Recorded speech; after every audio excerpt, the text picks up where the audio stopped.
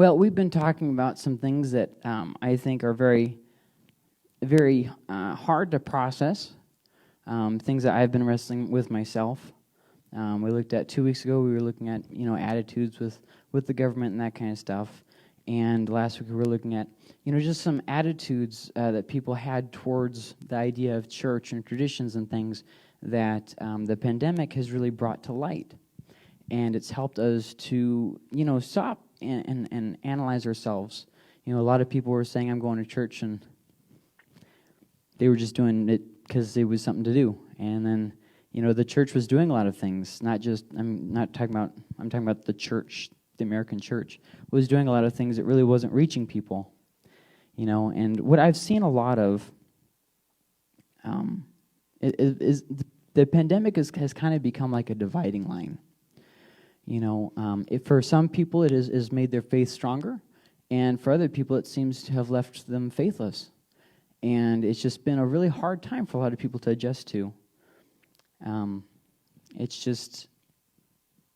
think that it's caused us to really be real with ourselves. Have you noticed that kids do much better when they're in routines? Have you noticed that?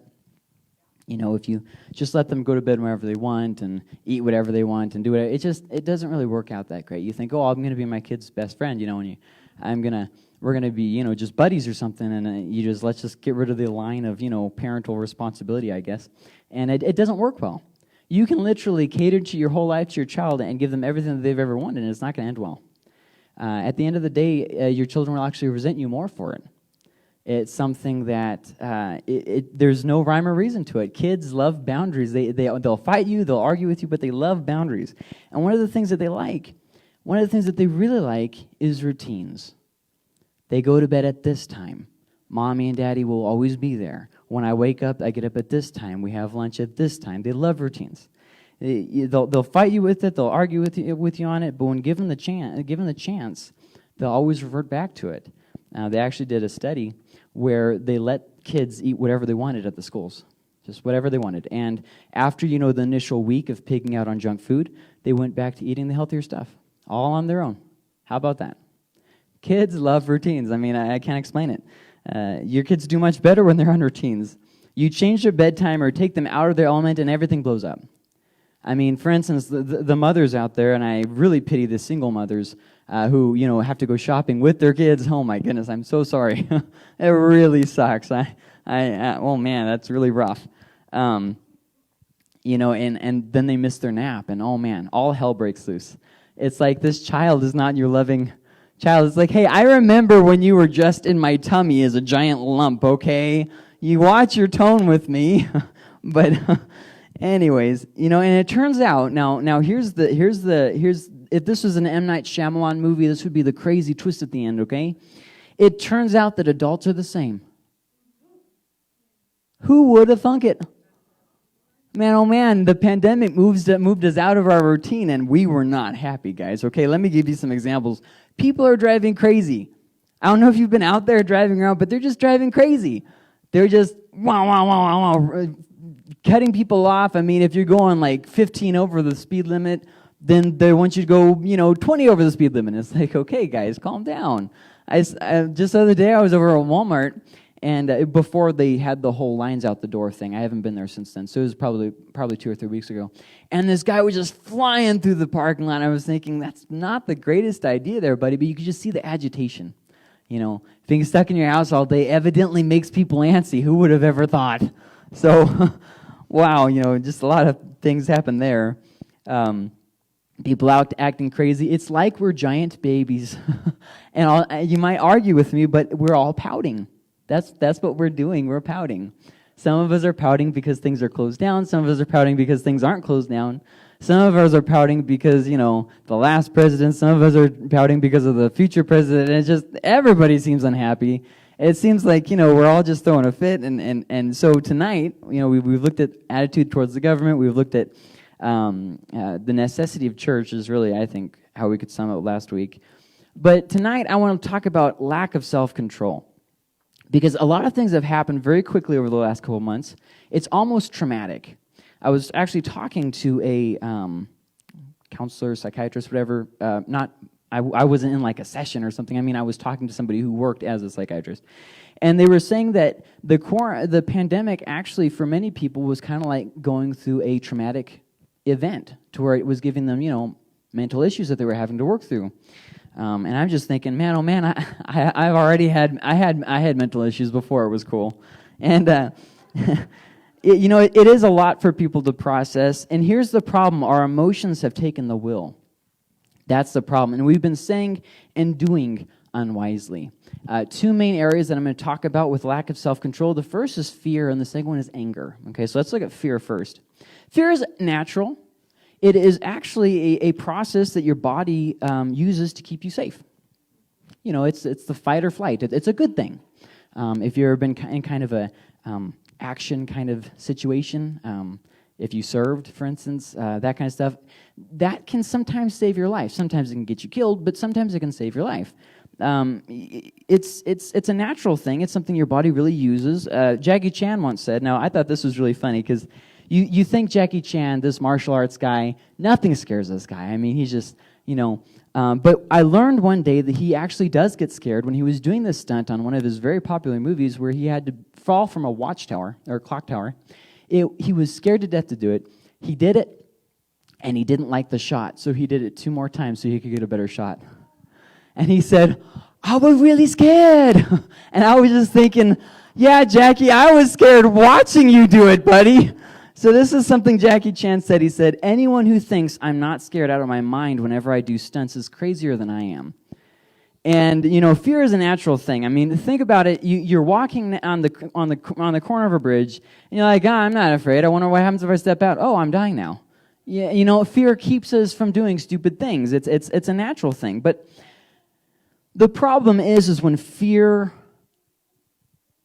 is to the excess amount. There's fear, and then there's living in fear, and there's kind of a distinction there. And if I could clarify what that distinction is, fear is just that natural result of, that's a little scary. Living in fear is where you are owned by fear. You are controlled by fear. It comes in the way of you trusting in God. It comes in the way of you obeying God. Trusting in God is not the absence of fear. There's just a lot of confusion there. It's like people think that being people who have courage, that they never face fear.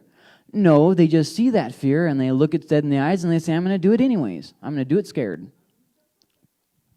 I mean, you can just talk to people who've served in active, service, military and whatnot. You know what real courage is. Those guys aren't crazy. Well, I mean, maybe the Marines are a little bit crazy, but they're not crazy. They still feel fear just like everybody else.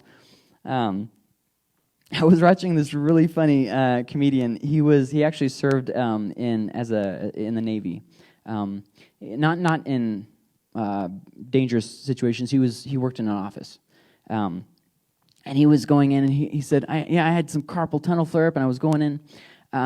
To the military clinic, and I'm all around these other guys like me, and they're like, I just got a little bit of a strained neck and stuff, and they all look over and there's a couple of Marines sitting next to them. One guy's missing an arm, and the other guy's missing legs, and he's like, oh man, I can't make fun of you in my comedy act. Now I guess I'm just gonna stick to the Army and the Navy for this one. I just thought it was funny how he said it. Anyways, trusting God is not the absence of fear. It's still believing what He said and obeying Him, even when you are afraid. See, there's this false expectation with Christianity, like, okay, if I serve God, He's going to bail me out. Or if I'm a good enough Christian, I won't have to go through things. Or if I'm a Christian at all, I won't have certain struggles and stuff. And that sounds good, but the problem is it's just not really real life. Everybody's going to go through situations that are scary, that maybe you just don't really, you're not okay with what's happening around you. But trusting in God is when you say, I'm still going to believe in what you said, God. I'm still going to believe in you, and I'm still going to obey you, even though I really am scared right now. And that's just a different line. There are reasons to be afraid all around us. If you look, if you're looking for something to be afraid of, now is really the greatest time of all. But with that being said, there's always a reason to be afraid around us. You can always find something to be afraid of, is what I'm saying. So, even more so nowadays, there are reasons all around. There's the pandemic. If you like, the scary zombie movies and stuff with a global outbreak, hey, this one is the one for you. You can worry about the economy and be afraid of that. If you've got nothing else, you can be afraid of the riots, of global warming. I mean, let's go down the list. I can invent some other things too. Death. You can always be afraid of death. That's old standby. It really seems to be good and faithful, well tested. The trick. The trick isn't to ignore a problem or the thing that you're afraid of and just pretend like it doesn't exist. The trick is to trust God through it. See, sometimes we face something scary and we react in two different ways. Number one, we react by being over-afraid. Instead of just, this is a little scary, it's going to kill us all. Or we go to the other extreme, well, it's just not real. I mean, we saw this happen at the beginning of the pandemic. A lot of people just said, hey, there is no virus. And people started getting sick that they knew and dying, and they said, well, once again, you don't have to lie about things. You don't have to lie to yourself about something. Is there a pandemic? Well, yeah, yes, there is, absolutely. But I think we can all agree that it was said to have been a lot worse than how it actually came out to be. So, I mean, seeing it in perspective, I think, is a little bit different. You see what I'm saying? Like, you can throw the facts out the window and just kind of come to your own conclusion on something and then decide to either be terrified or totally ignore it or whatever. Neither of those views are overly helpful. It's best if you come to a thing with intelligence, study what it actually is, and then make an informed decision. But either way, don't be governed by fear. Let me just throw a hypothetical situation on you. Let's say the pandemic is even worse than the original estimates were saying. That this is just the tip of the iceberg. Let's say 9/10 of the world's population dies, okay? We are still not supposed to live in fear. You know what I'm saying? Fear should never own us. There's a big difference there. It's not the absence of a scary situation that tells us we shouldn't be afraid. It's the presence of God that tells us that even when we're afraid, we should trust in God. There's kind of a big point there. You shouldn't feel ashamed if you got scared or anything. I mean, everybody at one point in their life has gotten scared. Sometimes somebody's going to be scared of something you're going to think is real stupid, and other times you're going to be scared of something that somebody else is going to think is real stupid. But the problem is that fear has gotten into our hearts, and it's kind of set up a home there. And that's the problem, when fear lives inside of you. If you look around you, you see it all everywhere.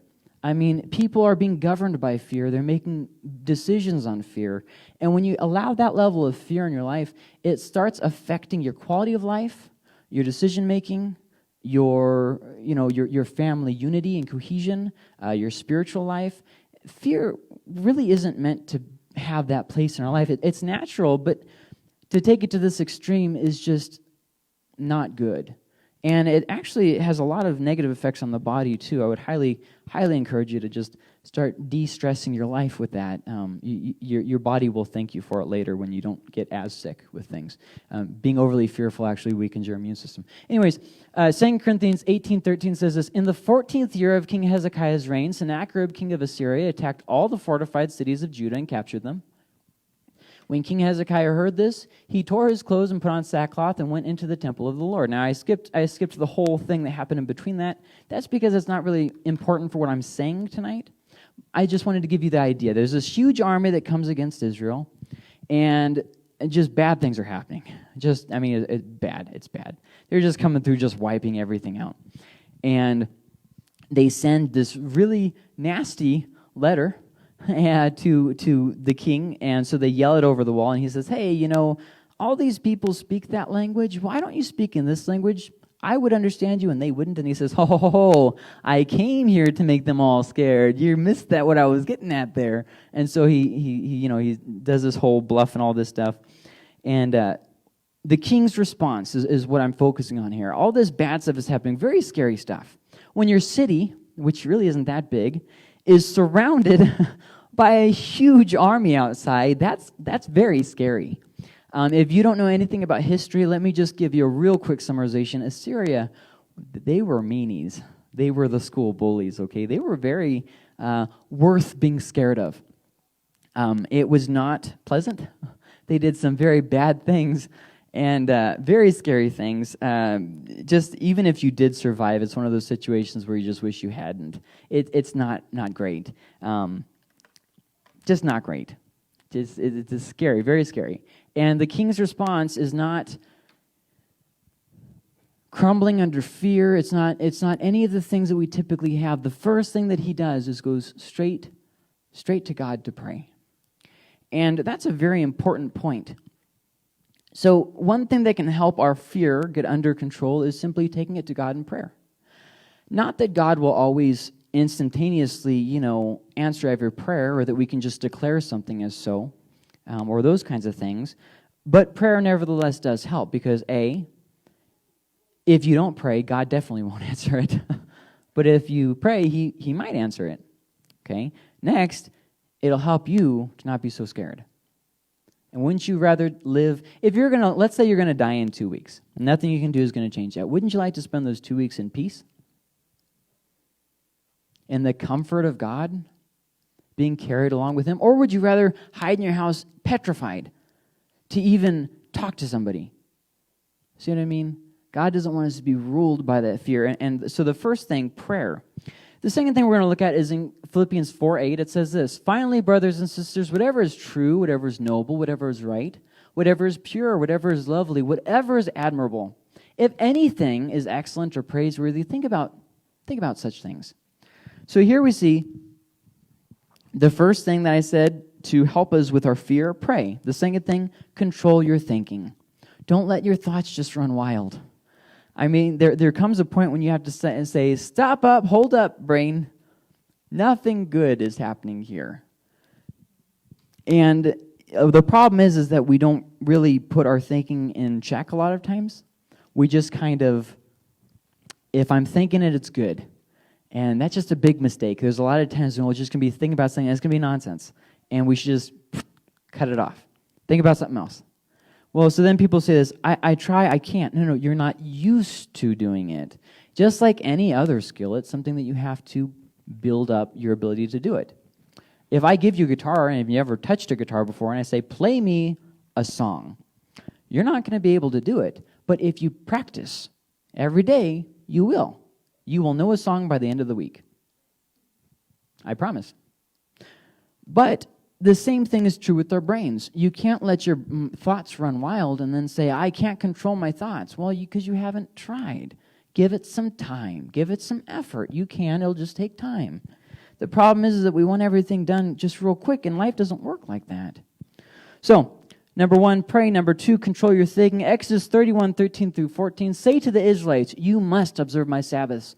This will be a sight between me and you for the generations to come, so you may know that I am the Lord who makes you holy. Observe the Sabbath because it is holy to you. Anyone who desecrates it is to be put to death. Those who do any work on that day must be cut off from their people. And nowadays we look at something like that and we say, oh, you're telling me not to work? Got it covered. Got it. But even nowadays, we still don't listen to the idea of take a day off. We work ourselves to the bone, and it's like, it is good to have a day of rest, to just take a break. I've got 5 kids, so what we do is we open up the bathroom, we shove them all in, and we close it. No, I'm just kidding, I'm joking, we don't really do that. But sometimes we think about it. No, I'm just kidding again, I kid. Jeez, I kid. So number 1, pray. Number 2, control your thinking. Number 3, take breaks. Take breaks. 1 Samuel 17:1-7, and I'll skip a few verses and we'll read some more in like 9 or something. Now the Philistines gathered their forces for war and assembled at Soka in Judah. These places aren't really important for what we're talking about. Just know that they were bringing their army to fight a different army, okay? They pitched camp at Ephes Dammim between Soka and Azekah. Saul and the Israelites assembled and camped in the valley of Elah and drew up their battle line to meet the Philistines. So God has these people, the nation of Israel. He's called them, okay, to raise up as a nation. And then there's these other people, the Philistines, who are just mean people, very illiterate, actually. We actually have no records from them. All the records that we have of the Philistines are from their enemies. So that's where the saying came from, oh, you Philistine. It's a way of saying you what's it called, barbarian. Yeah. So just in case you were curious. Okay. And in Israel, there is this part, it's a valley, and it's got two hills, one on each side, and that's what's happening, is the two armies are arrayed on the two hilltops with the valley in between. Once again, it's not really that important, except for its strategic value. All that it's saying here is emphasizing the strategic value.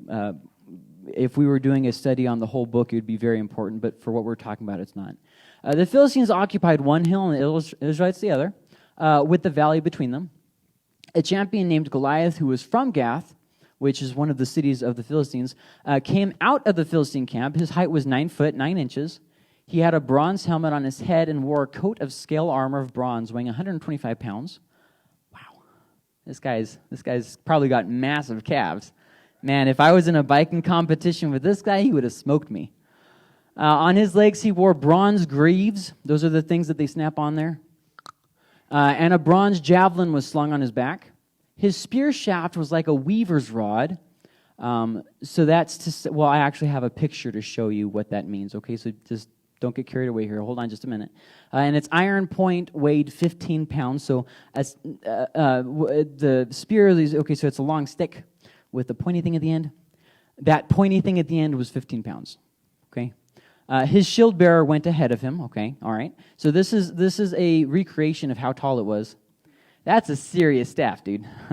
Man, you can see that tip at the very top. Can you see it? That weighed 15 pounds all by itself. And so these are the dimensions that it gives. You can see these two people here are your average height. He's like 5'9" or so, and she's like 5'4" or something like that.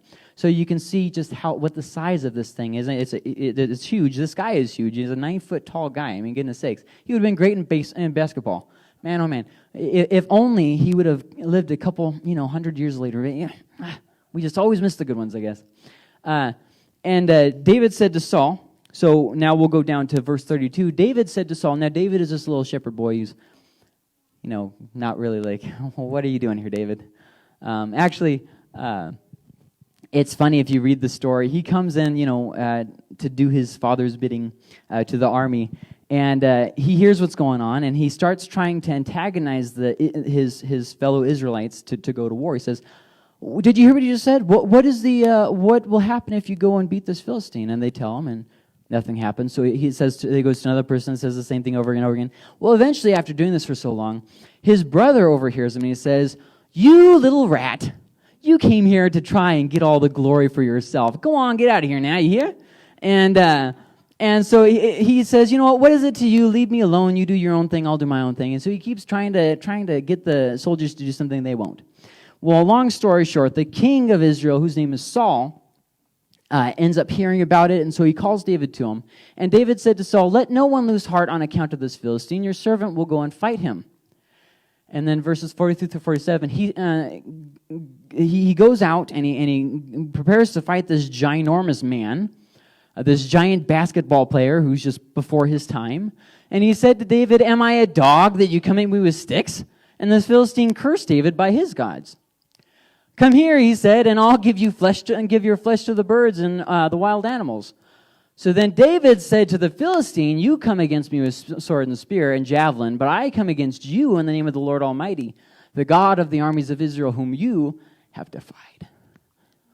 This day the Lord will deliver you into my hands, and I'll strike you down, and I'll cut off your head. This very day I will give the carcasses of the Philistine army to the birds and the wild animals. Man, how would you like your son talking that way? Hey, we don't use that language here, young man. And the whole world will know that there is a God in Israel. All those gathered here will know that it is not by sword or spear that the Lord saves, for the battle is the Lord's, and he will give all of you into our hands. Well, man, that little dude meant business. And so this is a two-part point. I said the first one is pray, control your thinking, take breaks. 2 parts here. First off, face your fear. This takes time. David could have just ran out to face the giant, but instead, maybe it's because he was scared, maybe it's because he didn't really feel adequate, I don't know. Whatever it was, his first attempt was to get somebody else to go do it. Well, that didn't really work. And, so he tried to go to the king, and that ended, it's a whole thing, but that didn't really work up what the king's plan was, so he just does it his own way. And so the first thing, you actually have to face your fear. You can't ever hope to conquer fear if you don't face it. I mean, that makes sense, right? Hey, I'm afraid of this, so I'm going to ignore it for the rest of my life. That's not really a game plan. I mean, I feel for you. I have a lot of anxiety and panic attacks and those kind of things. I totally get it. But doing nothing really isn't a viable option. I mean, that's like saying, hey, we're in battle with this other army. I guess we'll just stay here then. I mean, it's not a viable option. I mean, maybe the Israelites thought it was, but so the first thing, face your fear, and this is gonna take time. You're not gonna just say one day, "Hey, I'm gonna deal with this, and I'm gonna conquer, and it's gonna be awesome." Oh, no. Most of the times, our battles take some time to get through. And then the second part of this, keep things in perspective. Like for instance, if we're talking about the virus will pass. And another thing that we're not looking at, I mean, everything passes, right? Remember the Black Death? Well, that passed too. Everything passes in time. Every problem that you face, it will eventually pass. If you outlive it, or you might die before you. But either way, you won't have to bear it for all of eternity. And another thing is, the virus can only kill our bodies. It can't keep us from heaven. It can't kill us eternally. Does that make sense? Now, obviously, hey, I'm not telling you to go walk out in front of traffic. But at the same time, death comes for all of us. You can't hide in fear and hope to escape it. It's something that, don't be ruled by fear. And then another thing, God is with us. Let's keep things in perspective here. God is with us. He didn't just leave us oh no, I'll get the COVID if I touch you in your lives. I better wait until the COVID passes so I can come back and talk with you and bless you and guide you. And what? That doesn't even sound like God, right? I mean, that's not not the God of the Bible that I read. And then, but I would also, I guess that's for another thing. So fear exaggerates. Fear always exaggerates, and when you're ruled by fear, it exaggerates things all the worse. Everyone will die. All hope is lost. There's nothing you can do but run and hide in fear. Here's the thing you have to remember, okay? Regardless of what situations go on in the world, I just want to give you 2 quick warnings, okay? The news is run by ratings and fear. If you weren't afraid, you wouldn't watch them. Their ratings would go down. That's just the fact of life. It's just good business. If you can keep your audience entertained or fearful or whatever, you'll have business. I mean, that's just being business-minded. I mean, I don't condone the immorality of it, but I understand it. Another thing here is that politicians love playing on your fears. Oh, you've got a problem, guess what? I can fix it for you. This is just something that they do. I'm talking about Republicans and Democrats. They both do it. It's all politics. That's how you get votes, is who can bend the truth better.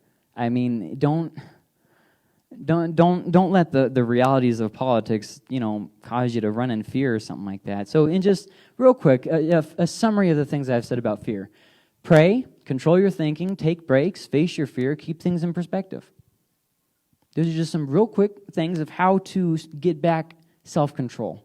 Because right now we're showing a lot of lack of self-control. Let's start going back to self-control again. That's a good thing to have. So now let's talk about anger real quickly. When we feel out of control, sad, or have unfulfilled expectations, we get angry. This is what I thought was going to happen. It didn't happen, so we get angry.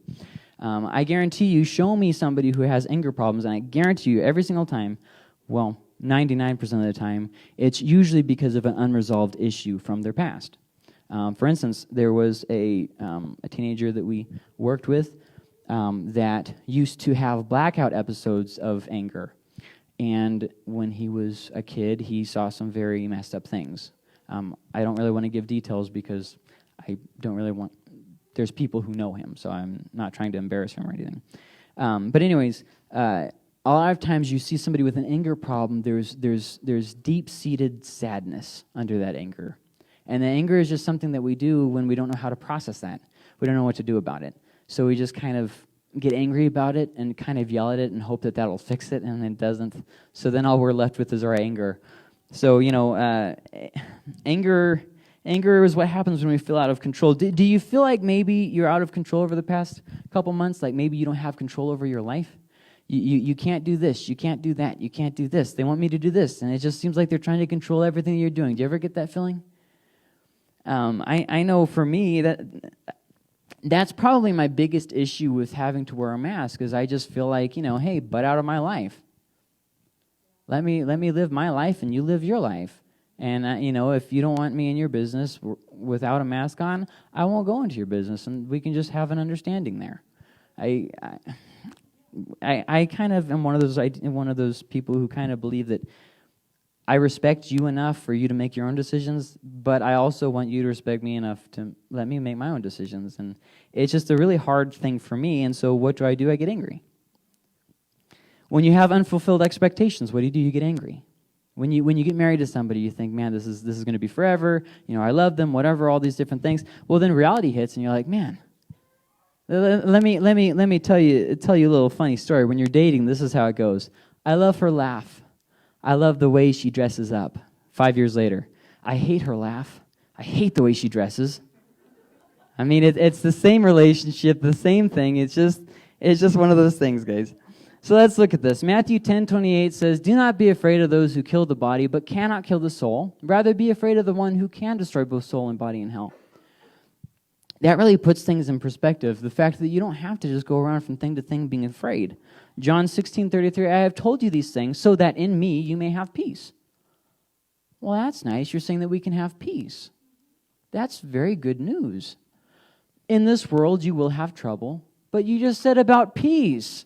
Man, I thought that meant the absence of problems. Dang it. Okay, all right. In this world you will have trouble, but take heart, I have overcome the world. Revelations 5:2-5, "And I saw a mighty angel proclaiming in a loud voice, 'Who is worthy to break the seals and open the scroll?' But no one in heaven or on earth or under the earth could open the scroll or even look inside it. I wept and wept because no one was found who was worthy to open the scroll or look inside. Then one of the elders said to me, 'Do not weep. See, the Lion of the tribe of Judah,'" that's Jesus, "'the root of David has triumphed. He is able to open the scroll and its 7 seals.'" And then when you get to chapter 6, "I watched as the Lamb opened the first of the 7 seals. Then I heard one of the 4 living creatures say, 'Come,' and say in a voice like thunder, 'Come.' I looked, and there before me was a white horse. Its rider held a bow, and he was given a crown, and he rode out as a conqueror bent on conquest." Now, a lot of people know about the horses of the apocalypse. This is actually introducing that section. I don't really want to get into it itself. I just want to emphasize the point here. We aren't in control. That's something that those verses came across absolutely clear. We aren't in control. That's really hard for us to get because we like to micromanage everything, right? Everything. I mean, we're even telling God how to run his affairs too.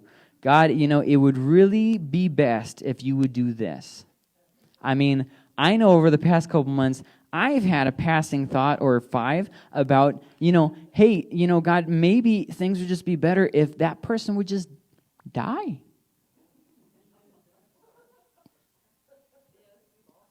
I mean, seems like it solves a lot of problems. And, But we aren't in control. God is. He's the one who holds the future. Do you see what we just read in Revelations? He was the one who held the future. Who was the one who opened the scroll? Well, him. Who was the one who was in control the whole time? Him. See, a lot of times people go to books like Revelations and they see a bunch of scary things. And I'll admit, the giant locusts don't really sound like a whole lot of fun. But the bigger issue of the book of Revelations is that God is in control. And that's kind of a big deal. The world is passing, we will all die, but he will comfort us and guide us. And look at this, Psalm 23:4. "Even though I walk through the darkest valley, I will fear no evil, for you are with me. Your rod and your staff, they comfort me." Now, in the Bible, a rod is oftentimes used. It's something that a shepherd used not to beat the sheep, but to guide the sheep and that kind of stuff, to protect it, which is actually very interesting that the Bible also says that the rod is for the fool. You should give guidance to the fool. And it also says that the rod is for your child. You should be training and teaching your child. It's not talking about beating your child.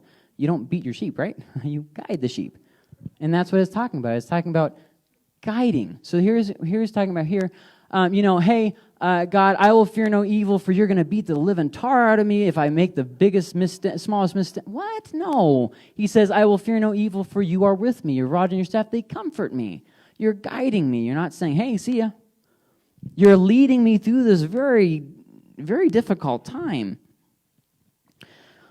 We often must do what we don't want to. In life, we often have to do things that we don't want to. It's frustrating and sometimes can make us be very angry. But what really helps is if you take a step back and see things in perspective. I'm getting all bent out of shape about something that really doesn't matter. I mean, it's okay. We're going to get through this. It'll be fine. One time I was ranting and raving, in the car about stupid mask this and stupid mask that. And then, I stopped and I really changed my attitude a lot because it's just a mask. It's just a mask. Do I think that there are power-hungry people? Oh, I know there's power-hungry people. There always are. They hide under the rocks. There's scurvy little insects that just wait to take advantage of people. But with that being said, it's just a mask.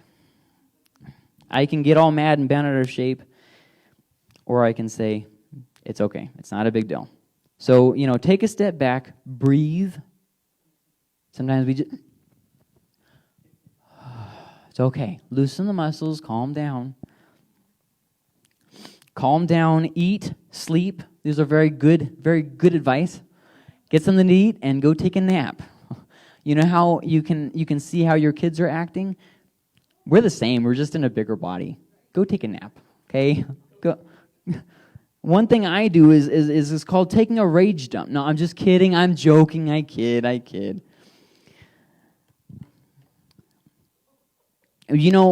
So here's the thing, guys, and this is what I really want you to get. These are things that we're actually putting into action. We did Halloween here, and, we really didn't want to wear masks. Okay. We did anyways. Not because we actually thought they were going to do anything. I kind of think that, it's just, my mom made her own mask because she couldn't find one that fit and all that stuff. It looks like a thong on her face. It's just ridiculous. I tell her all the time, I say, Mom, that's super embarrassing. Please just take that off, please. Just do this. I don't know. It's just, it's one of those things that it covers her chin and that's it. And it's like, Mom, I don't think that's going to do anything. Anyways.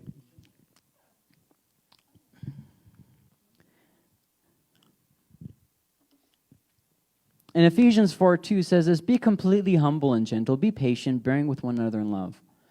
How does this apply to wearing masks? How does this apply to the time of the pandemic and politics and all these different things that are bothering us right now and making us angry and feel out of control? Let's read it again, and I want you to think about the things that are making you angry in your life. Be completely humble and gentle, be patient, bearing with one another in love. Yeah, I don't even have to expand. You know what I'm talking about. So things that make it worse, ranting with others. If you're angry about something, don't rant with others. That's not going to make it better. Well, I just have to vent. Well, I hear what you're saying, but when you vent, all it does is it gets the other person and yourself in a worse mood. And, it doesn't really fix anything. Venting is not a very effective method.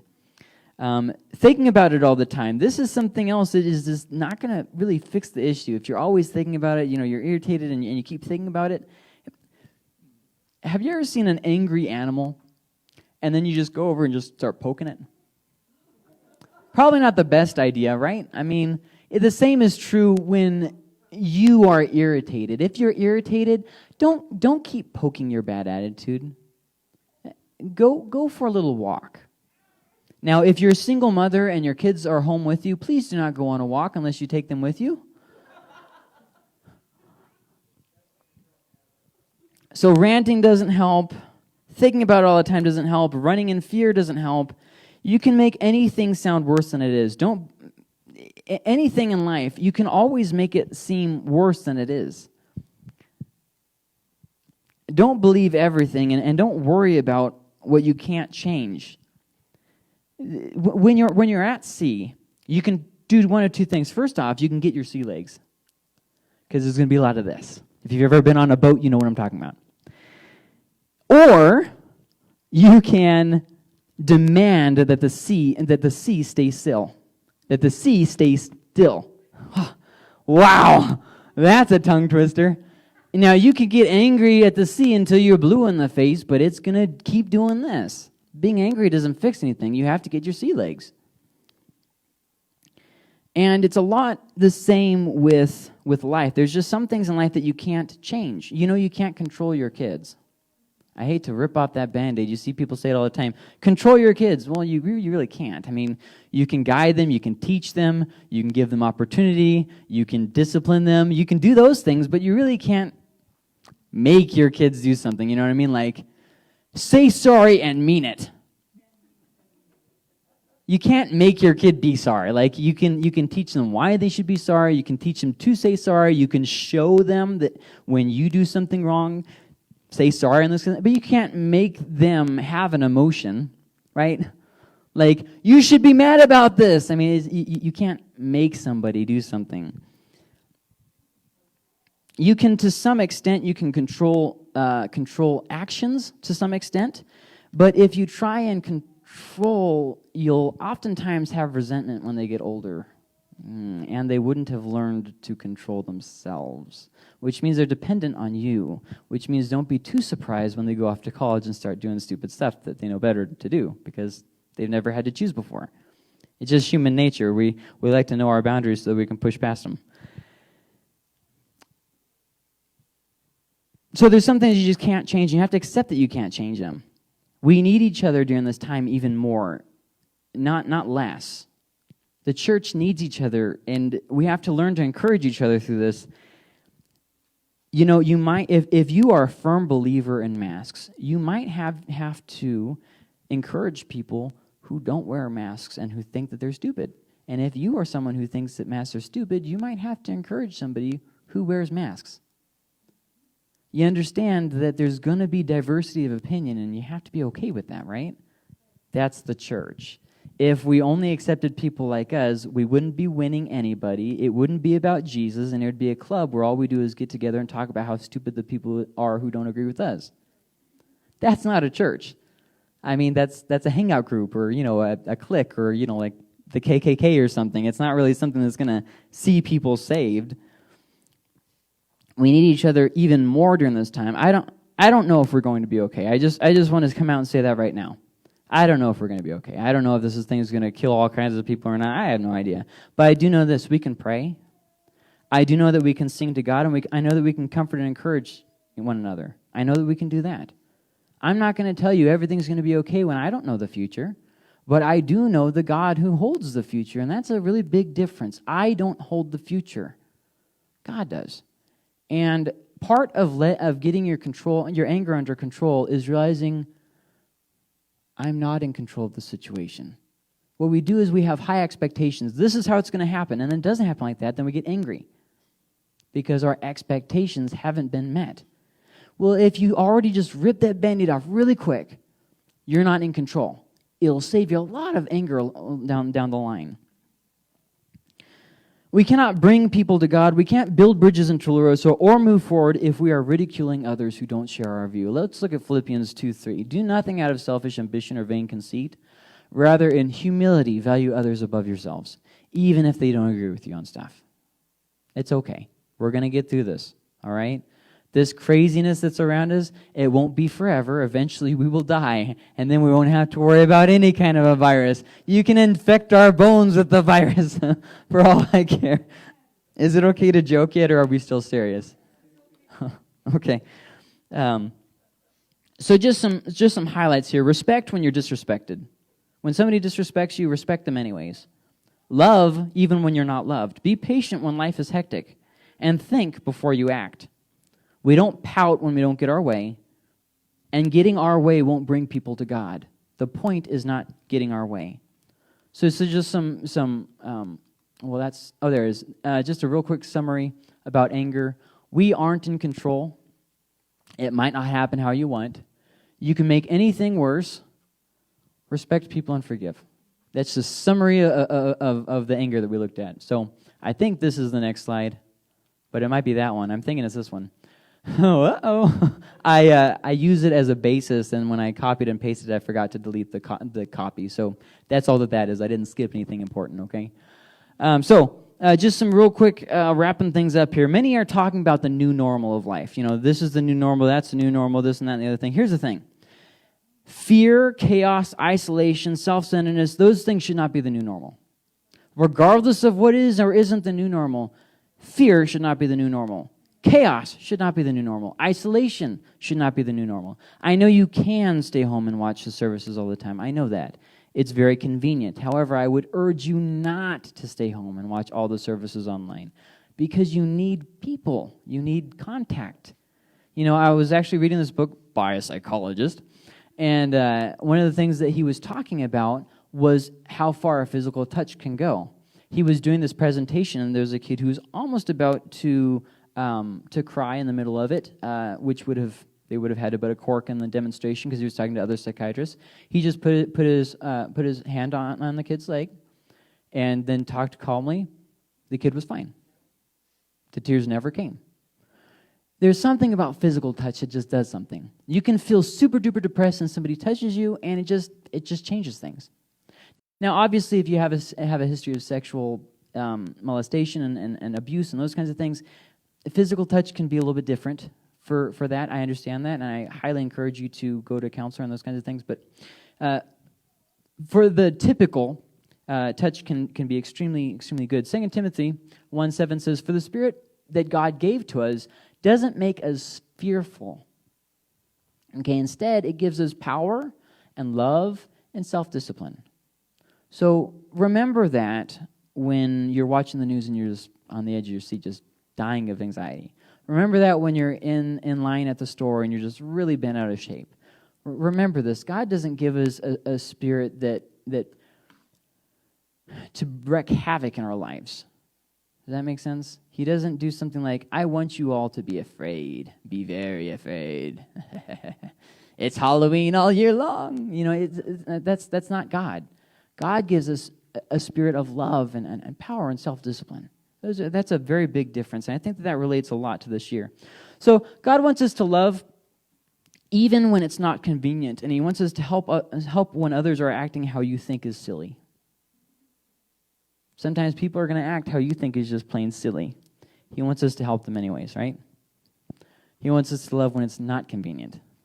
That's really true for a time like this when it's just, man, oh man, it's really hard to keep trying to work around how to connect as a church and you do ministry together and stuff while, you know, swerving around all these roadblocks. I mean, Halloween was stressful, guys. I don't know how it was for you guys, but for me it was very stressful. We were trying to make it where we could reach out to the most people in the community. We had to wear a mask the whole time. My face was like, get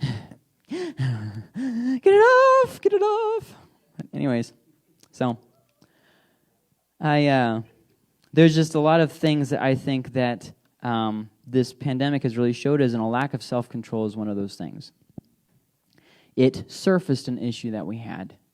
The fear was already there. It was already inherent in our culture. The anger was already there. The fits of rage, they were already there. It just brought it to the surface and caused us to be in close quarters with people who really might be some of the cause of the anger. So, just kidding. I'm joking.